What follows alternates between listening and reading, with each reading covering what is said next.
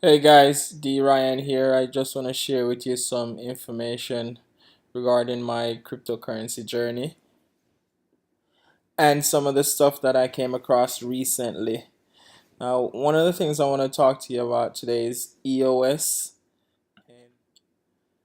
So, EOS released Dawn 1.0, which is the first pre-release of the EOS software development kit. The Dawn series is an early alpha quality software suitable for use by developers looking to get a head start on the EOS ecosystem. Now, for what's included in this release, I will put a link below to the full list of features that are included in this release. What is impressive is that EOS seems to have delivered on all their Phase 1 features, including documentation and guides for developers to build private peer-to-peer networks to test the smart contracts on their platform.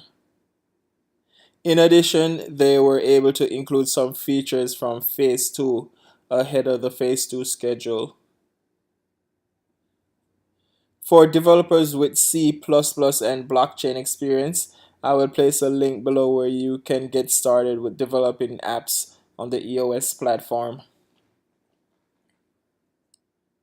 So that is some good news for EOS actually releasing a workable, testable version of their platform that they have proposed. I personally like EOS and what they have in store and what they propose to build and deliver.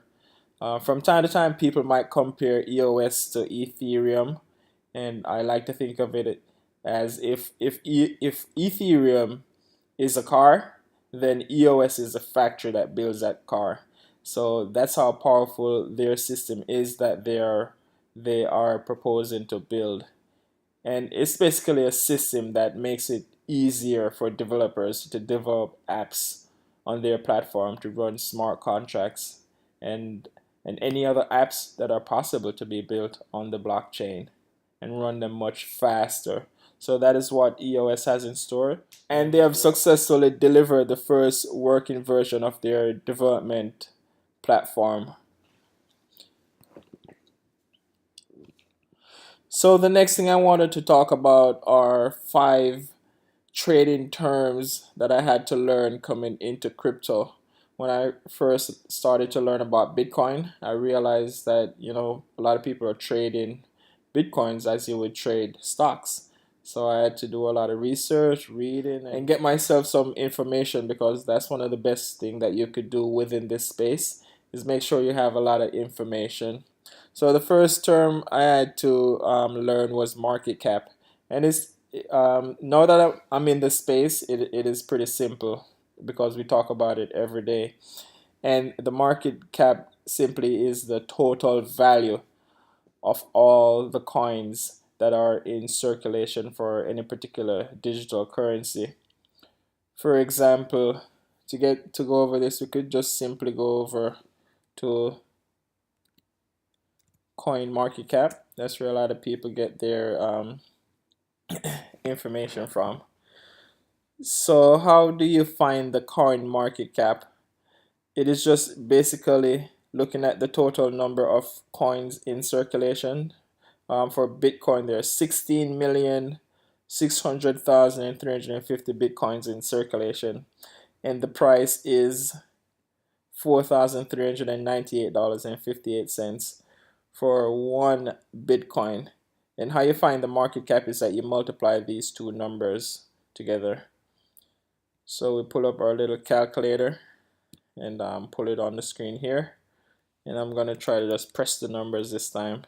So you'd go 4398.58 times 16,600,350, and that's gonna give you something went wrong there. So let's do that again. 4398.58 times 16 19,600,350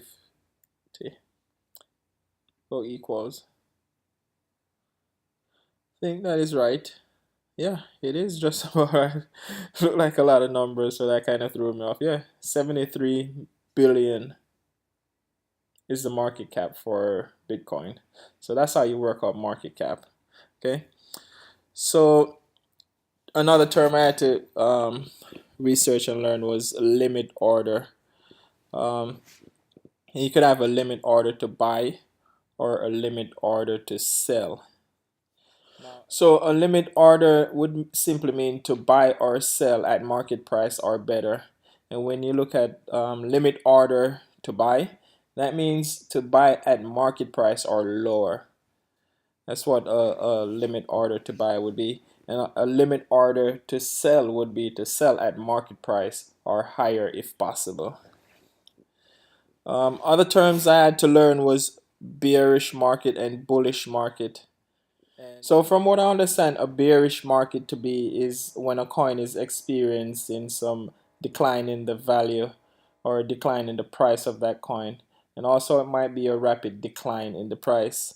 And the reverse is true for a bullish market. That's when a coin is experiencing an increase in the price of that coin, or rather a rapid increase in the price of that coin. That is what is called a bullish market. So another term or concept that I had to become familiar with was candlestick graph. So pretty much there are two types of candlesticks. There's a green candlestick and a red candlestick. So how the candlesticks work is that they assess the market conditions for a given time period. For example, it might be for a 30-minute interval or a 10-minute interval or 5 or 3 or a 1-minute interval. And then it represents that data in this candlestick format. So starting off there, like two candlesticks, there's like the green one and the red one. The green represents a bullish market and the red one represents a bearish market time frame. And how that works is that the green one represents when for that time period the price of that coin has risen. And right now we're looking at a candlestick chart for NEO. So this candlestick chart that we're looking at represents 30-minute time frame or 30-minute intervals. And if we look at this particular candlestick, right, what this green candlestick or a bullish candlestick means that the price started right here at the bottom of that of the candle. That's where the price started for that 30-minute interval, and it rose or ended right here for that 30-minute interval at the top of the bar. Now you can see the stick. There's a very small stick here at the bottom and a long stick at the top. The small stick right here at the bottom, that means that at the bottom of that stick, that's the lowest that it went, the price went for that 30-minute time frame. And at the very top of this little stick here, that means that that's the highest that the price went for that 30-minute interval. And moving over to a red candlestick, which is a bearish candlestick, that means the price fell for that 30-minute interval. And starting at the top of the candle, that is where the price started for that 30-minute interval. And at the bottom of that bar, that's where the price ended. So it started at this higher number here and it ended at this lower number here.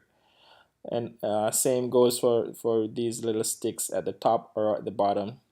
This is the lowest that the price went for that 30-minute interval, and this is the highest that it went for that 30-minute interval. So those are some of the things I had to learn coming into digital currencies.